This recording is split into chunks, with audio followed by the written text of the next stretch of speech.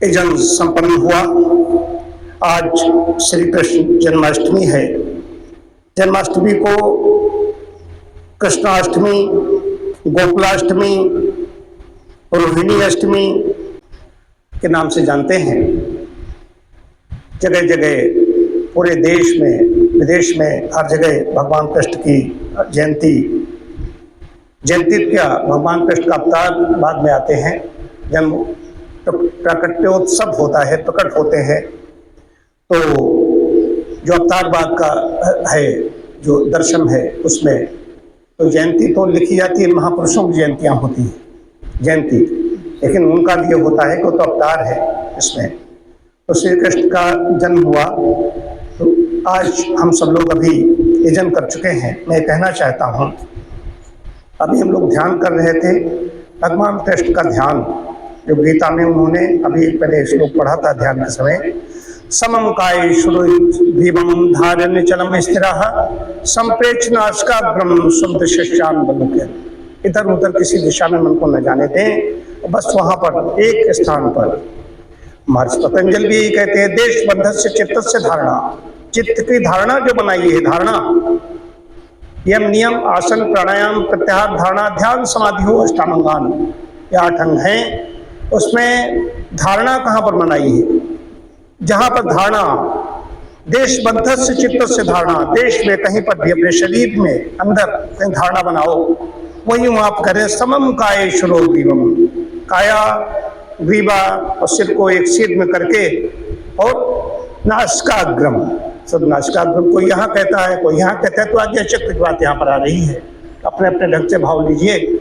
और वहीं पर महात्मा बुद्ध ने कहा, पंचशील का सिद्धांत दिया उधर, इधर यम नियम है पतंजलि सूत्र में, योग दर्शन में, उधर पंचशील का सिद्धांत दिया उन्होंने, ध्यान की बात बताई। तो ये ध्यान सब आकर के मिल जाते हैं, जाकर के ध्यानेन मुक्ति, ये ध्यान ही आगे समाधि में परिवर्तित हो जाता है। देश बिंधस्य चित्तस्य धारणा तत्र प्रत्येकतानता ध्यानम, उसकी एकतानता ही ध्यान बन जाता है।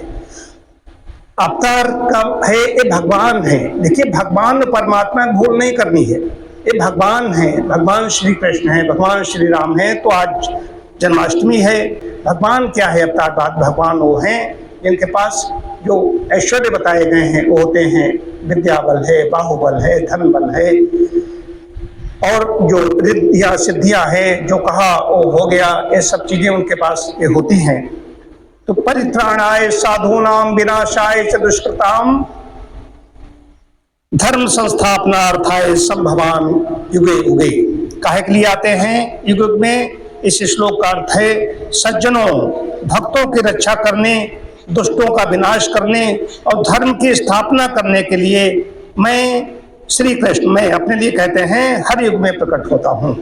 ये उन्होंने ऐसा गीता में कहा। अर्जुन को जो उपदेश दे रहे हैं, अर्जुन अपसादित हैं, अपसादित अर्जुन को कैसे समझा रहे हैं कि क्षत्रिय का जो प्राप्त परिस्थिति है, वहां पर सबके लिए संदेश है।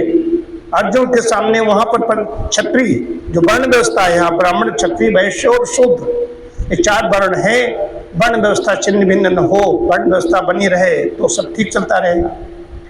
तो इसमें शूद्र के अर्थ ले लिए जाते हैं। शूद्र का मतलब शेड्यूल कास्ट नहीं है, शूद्र ब्राह्मणों में है, शूद्र क्षत्रियों घर में मिलेंगे, शूद्र हर जगह मिलेंगे।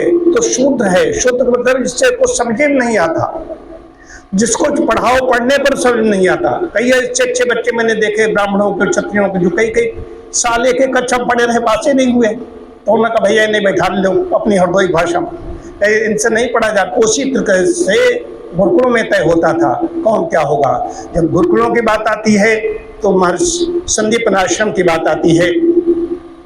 संदीपन आश्रम को मैंने भी नहीं देखा, सुना खूब है, सबने सुना। वहाँ पर खूब कथानक है श्री कृष्ण और सुदामा का। तो वहाँ पर एक कहना चाहता हूँ, वो युद्ध काल में भी नित्य यज्ञ करते थे भगवान कृष्ण। ये बात आ रही है। जो सनातन हमारी संस्कृति है, ये सनातन संस्कृति के रक्षक हैं कौन? भगवान राम विश्वामित्र के साथ जाते हैं, यज्ञों की रक्षा करने के लिए जाते हैं, यज्ञ की रक्षा करने के लिए जाते हैं, और मुनियों को यज्ञ नहीं करने दे रहे थे राक्षस। इसी प्रकार से क्या भक्तों के लिए जन्म होता है उसके लिए ही आते हैं। इसी प्रकार से भगवान कृष्ण संदीपना आश्रम में जाते हैं, वहाँ पर संध्याएं लेने के लिए जाते हैं। वही तभी तो कथानक बनता है चने वाला, वो अलग है, उसको पहले भी बताया है चने वाला, उसमें भी गलत चीजें चल रही हैं, लेकिन वो यहाँ पर नहीं। मैं कहना चाहता हूँ वहाँ से लेकर के उसके बाद में युद्ध काल में रणभूमि में भी तेज कर रहे हैं। ये हर युग में है, चाहे रामायण काल हो, भगवान राम तो विश्वामित्र का यज्ञ भंग न हो जाए इसलिए वहां पर उनको लेके जाते हैं। महाराज दशरथ को वृद्धावस्था में भगवान राम मिले हैं और कोई मुनि ऋषि आकर के कह दिया करके हम आपके संतत को इनको राम लक्ष्मण को ले जाना चाहते हैं, तो लोग क्या बताइए उन पर क्या। मानस में गोस्वामी जी बड़ा अच्छा वर्णन करते हैं, सुंदर वर्णन करते हैं कि उनके अंदर कोई मुंह में बोलते नहीं बन रहा है। क्या कहूँ इनका, उनका सब कुछ मांग लेते, मेरे प्राण मांग लेते, लेकिन तुमने क्या किया। फिर उनको महर्षि वशिष्ठ समझाते हैं, तब उनको वो भेज देते हैं। तब कहते हैं कि निर्भय यज्ञ करो, तुम जाइए निर्भय होकर के करो, जाकर वो रक्षा कर रहे हैं, उन्हें यज्ञ करने लगे। इसी प्रकार से बराबर करते रहे। तो प्राप्त संदेश क्या है, संदेश क्या है, हम लोग हरे कृष्ण करते रहते हैं, लेकिन जीवन कहीं दिखाई नहीं देते। जीवन में उनके बारे में इस समय जो भ्रमित चल रहा है कथावाचकों ने, कथा बेचकों ने कहना चाहिए, कथा बेच देते हैं वो सिर्फ जानते महिलाओं को द्वारा पैसा आता है और राधे राधे करके माखन चोर, रासलीला, अंग वस्त्र चुराने वाले, ये इनको बता दिया, भगवान कृष्ण को ये बता दिया। अगर किसी के पूर्वज को हमने अपने बाबा को नहीं देखा, अपने परबाबा को नहीं देखा, यदि उनके लिए कोई कहे कि वो तो चौराहे पर खड़े होकर लड़कियों के छेड़छाड़ करते थे, तो भैया ये बदनामी वाली बात है या इसमें यश होना चाहिए, हमें अपना कादर संभालना चाहिए, एक शर्मिंदगी की बात है, ये नहीं।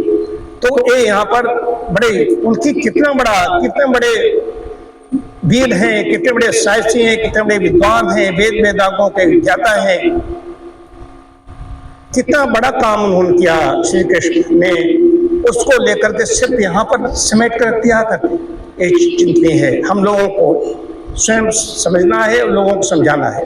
खाली छिड़कने वाले नहीं, ये आचार्य नहीं, बहुत नाश मार रहे हैं ये कथावाचक, कहने में संकोच नहीं। कई बड़े बड़े आचार्यों ने मंच पर ललकारा। ओ एक आदरणीय बड़े पूज्य त्रिपाठी जी हैं, उन्होंने तो एक बहुत बड़े कथावाचक को मंच पर ललकार दिया। उन्होंने कहा तुमने ये आयुध, इसमें तुमने कहा इस तरीके के आधावंतो, इसमें ये आधावंतो आयुध लेकर के दौड़ पड़े, इसमें कहीं भी राधा शब्द ही नहीं आया। भाव अलग है लेकिन शब्द नहीं है। भागवत उनका इनका जो विद्वान है उनका लाइए, टीका लाइए, कहीं पर भी लिखा हो। इस तरीके से डॉक्टर रामकुमार त्रिपाठी हैं, तो वो बहुत प्रकांड विद्वान है। यहाँ पर बात आती है कि हमें उन्होंने क्या बताया, क्या करने के लिए कहा। विपरीत परिस्थिति है अर्जुन के सामने, अपने बाबा को जिनकी गोद में खेला है, बंधु बांधवों को, उनके साथ में युद्ध होने जा रहा है। तो कह रहा है मैं सन्यासी बन जाऊंगा, भिक्षा व्रत अपना लूंगा, लेकिन मैं ये सब नहीं करना चाहता। लेकिन छात्र धर्म क्या है, प्राप्त परिस्थिति का, ये पलायन बालता पाप है। जब आपने ले लिया है, जिम्मेदारी ले ली है किसी के पास, पलायन करोगे तो उसका पाप लगेगा। जो क्षत्रिय का धर्म क्या है कि दुष्टों का संहार करना, और परिस्थिति वैसी बन गई। उन्होंने कहा भाई 5 गांव दे दो जीवन यापन के लिए, कहा सुई की नोक पर नहीं दूंगा। तब क्या करोगे,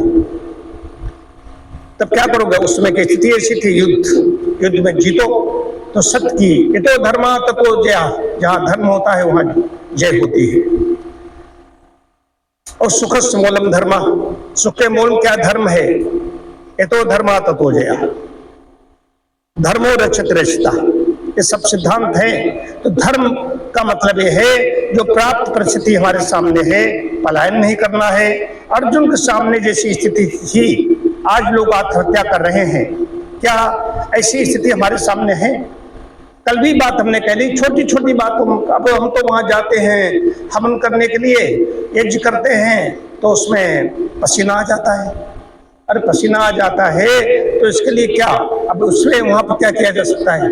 तुम कर रहे हो, कहने का अभिप्राय है कुछ काम कर रहे हैं, पसीना भी न निकले, ठंड भी न लगे, गर्मी भी न लगे, कहीं बूंद न पड़ जाए, तो जीवन मिला है, इसको मजबूत बनाइए, अंदर से मजबूत बनिए और ये सदैव ध्यान रखिए कोई भी परिस्थिति आ जाए, अर्जुन जैसी परिस्थिति नहीं है।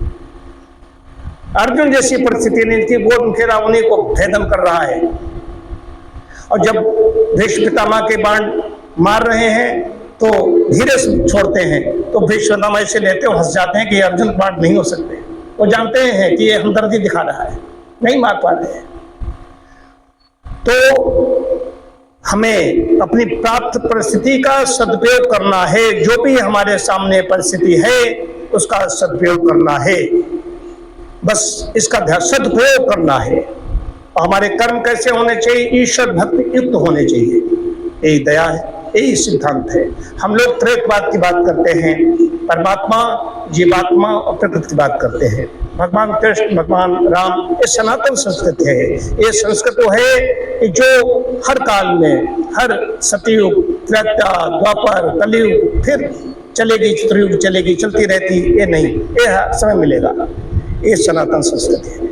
बाकी कहीं संतोषी माता आई, वो चली गई, कहीं कोई आया चले, ये सब आती हवा में उड़ जाते हैं।